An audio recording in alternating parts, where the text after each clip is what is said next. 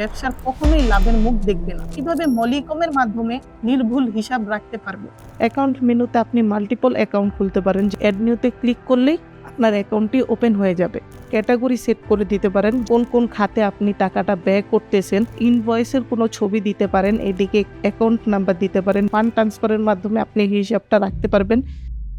ব্যবসার টাকা কোথায় আসছে এবং কোথায় খরচ হচ্ছে, মাসের শেষে কি এই হিসাব মিলাতে গিয়ে হিমশিম খাচ্ছেন? ডেইলি এক্সপেন্স আর ডিপোজিটের সঠিক ট্র্যাক না থাকায় ব্যবসার কখনোই লাভের মুখ দেখবে না।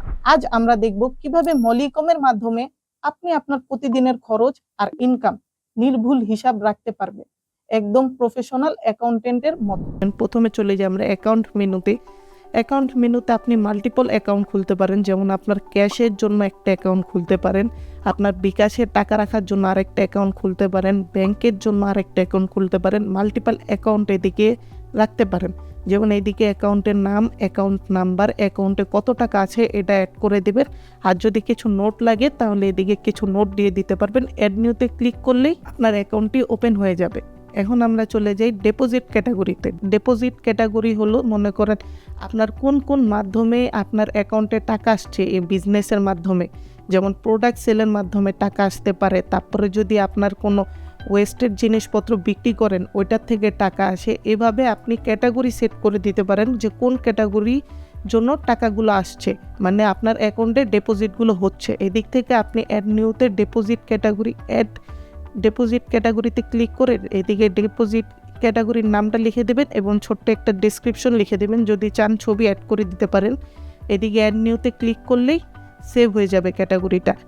আর একই রকমভাবে এক্সপেন্স ক্যাটাগরি, যেমন আপনি ধরেন আপনার কোন কোন খাতে আপনি টাকাটা ব্যয় করতেছেন, যেমন হতে পারে কুরিয়ারের জন্য টাকাটা ব্যয় করতেছেন, ফেক অর্ডারের কারণে যে কুরিয়ার আছে এর জন্য টাকা ব্যয় করতেছেন, প্যাকেজিং কস্ট আছে, এমন আলাদা আলাদা ক্যাটাগরি করে আপনি কাজটা করতে পারেন। এদিক থেকে সেমভাবে এই ক্যাটাগরিটা সিলেক্ট করবেন, নতুন ক্যাটাগরি অ্যাড করবেন। এদিকে যেমন নেম দিবেন, এদিকে ছোট্ট একটা ডিসক্রিপশন, এদিকে অ্যাড নিউতে ক্লিক করলেই হয়ে যাবে। আমরা চলে যাই ডিপোজিটের মধ্যে মনে করেন যত ধরনের আপনার লেনদেনের হিসাব, যেমন আপনি কোথা থেকে টাকাটা আসলো, কেউ কোনো ক্লায়েন্ট যদি আপনাকে পেমেন্ট করে এগুলির হিসাব রাখতে পারবেন। এদিকে অ্যাড নিউ ডিপোজিটের মধ্যে ক্লিক করে এদিকে ইনভয়েসের কোনো ছবি দিতে পারেন, এদিকে অ্যাকাউন্ট নাম্বার দিতে পারেন, ডিপোজিট অ্যাকাউন্ট, তারপরে ডিপোজিটের ক্যাটাগরি দিতে পারেন যে কোথা থেকে টাকাটা আসলো। যেমন হতে পারে আপনি যে সেল করেছেন, প্রোডাক্ট সেল করেছেন, ওই প্রোডাক্টের পেমেন্ট দিয়েছে, এদিক থেকে আপনি ওটা সিলেক্ট করে দেবেন, ডিপোজিটের তারিখ দিয়ে দেবেন এবং ডিপোজিটের অ্যামাউন্ট দিয়ে দিবেন। এদিকে ডিপোজিটের যদি কিছু নোট রাখতে চান তাহলে নোট দিতে পারেন। অ্যাড নিউ ডিপোজিটে ক্লিক করলে সেভ হয়ে যাবে। আমরা চলে যাই এক্সপেন্সের জিনিসটাও সেমই, আপনি কোন খাতে ব্যয় করবেন এই হিসাব রাখার জন্য। এদিকে এক্সপেন্স অ্যাকাউন্ট দিয়ে দিবেন, যে কোনো অ্যাকাউন্টে পাঠাইলে অ্যাকাউন্ট দিয়ে দিবেন, না হলে ক্যাশ দিয়ে দিবেন, বিকাশে হলে বিকাশ দিয়ে দিবেন। এক্সপেন্স ক্যাটাগরি সিলেক্ট করে দেবেন যে কোন খাতের জন্য ব্যয় করেছেন।